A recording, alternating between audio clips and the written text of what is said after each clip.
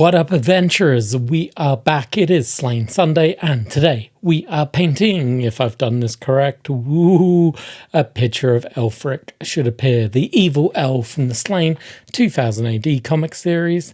So let's just get in it. Right, as always, I do not enjoy talking about my paint job, so as this is going along, you can follow along. There'll be little pictures showing what paint I'm using, and hopefully all that good stuff. But while we're doing that, let's read up on Elfric.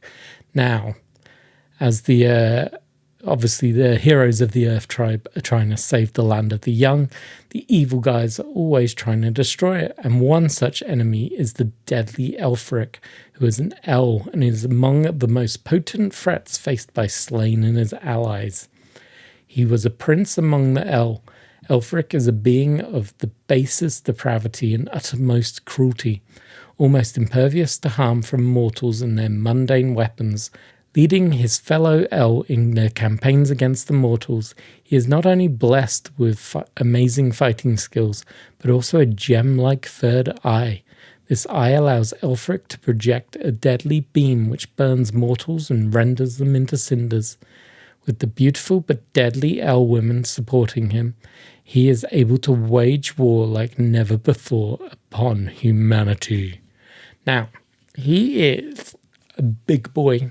There is not many characters that actually match him point-wise. He comes in at notoriety 18. That's more than Slaine, and Slaine's the hero of this. Move 6, pretty standard for a humanoid. Shoot 5, that's rather impressive. Fight 5, evade 3, resist 5, a cool of 5, El creature, hero of crom-cruach, and deadly gaze. This guy is a monster, and he deserves to be.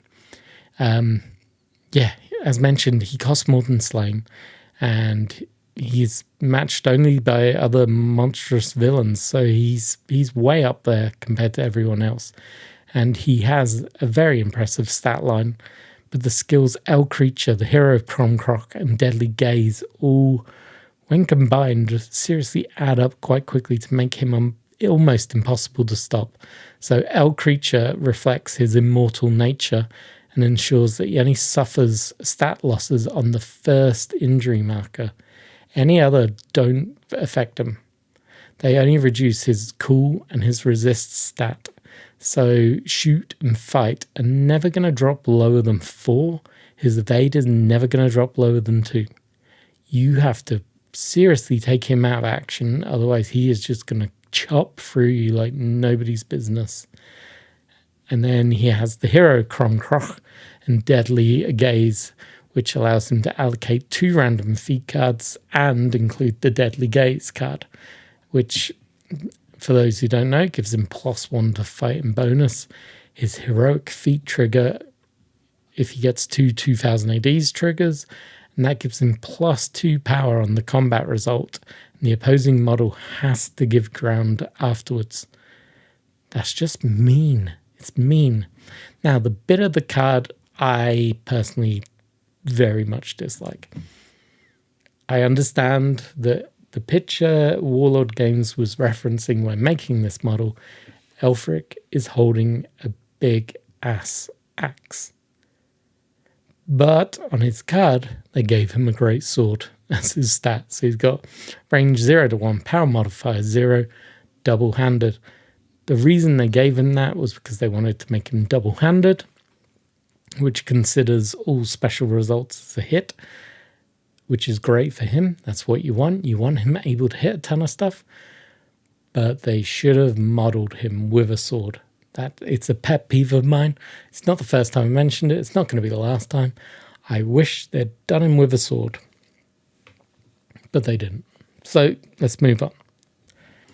Right, guess it's time to talk about the paint job.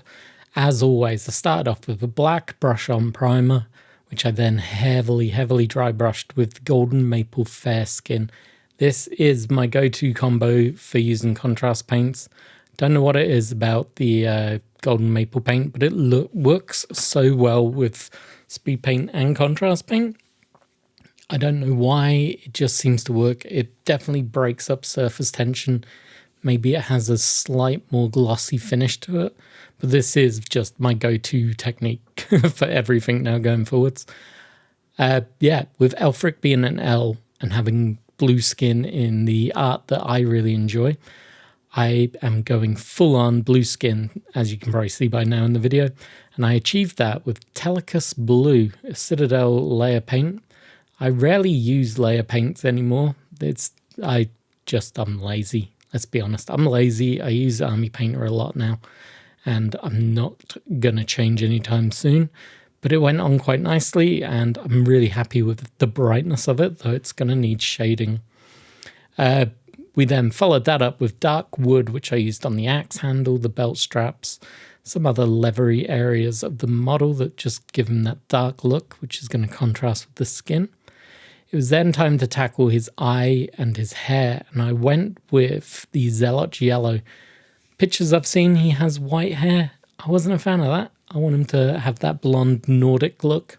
So that's why I picked it. It went on. It looks great. It's nice. It's bright. It's not over the top yellow. It's kind of a nice bright straw yellow. I then moved on to the second biggest area of the model, obviously the blue skin being the first, but his cloak. For this, I wanted a nice, bold, rich red. So I went with the Slaughter Red by the Army Painter, and it just goes on so well. As I'm painting, I touch it with my finger now and again, and luckily it didn't leave fingerprints, and it kind of gave it a cloth finish, which I'm quite happy with. We then did his brassiers, I think, and the chest strap in a hardened leather, just to give it a little bit different tone to his main belt. Quickly grabbed the grim black and coloured in the hair of the decapitated head. Annoyingly, the video went a bit blurry there. I do apologise. Yeah, with the hair done, we moved on to the runic grey, which is my go-to colour for metallics on my 2000 ADs. So I did the axe head, did his little belt buckle and his chains on his body. Nice and simple. Then we were on to the Gravelord Grey, and I think we've caught up with the video actually. So this was for his remaining kind of leather areas. Now in the Warlord Games one, they use quite a strong black tone for the leather. I'm not a fan of the grim black for that. Grim black, as you can see on the hair, looks pretty dark grey rather than black. So I went with the Gravelord because I found it finishes with this glossy finish, which you can see on it right now as I'm turning it around. That glossy finish doesn't go anywhere.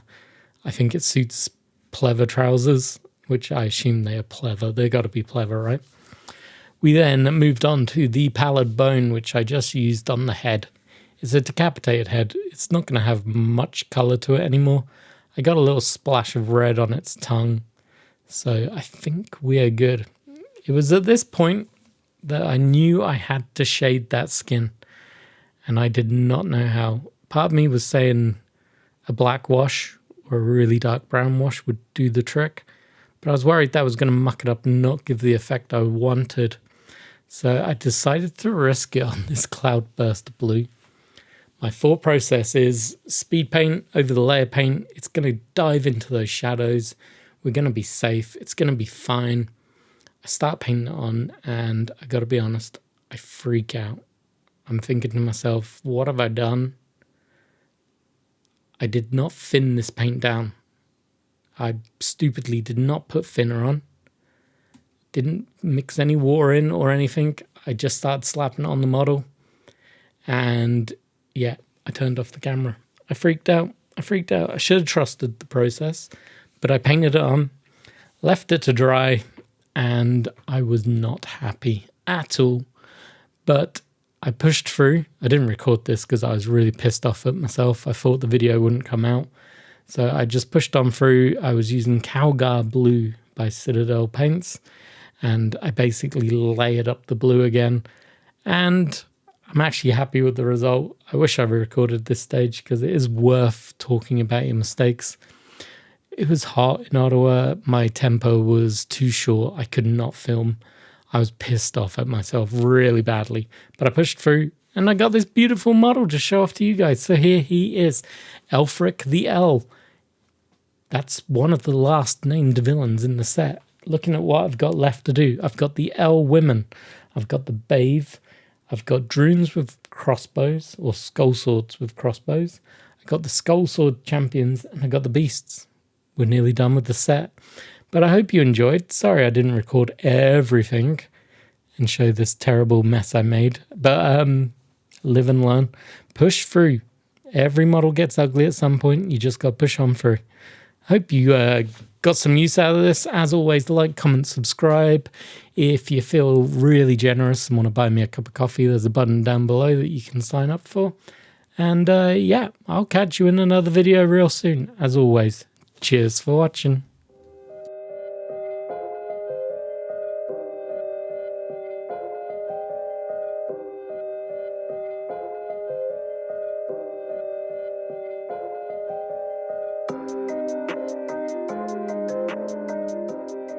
Hey, thank you for watching this video. Make sure you like, subscribe, and then go watch this one. This one up here. Give it a click. Bye-bye.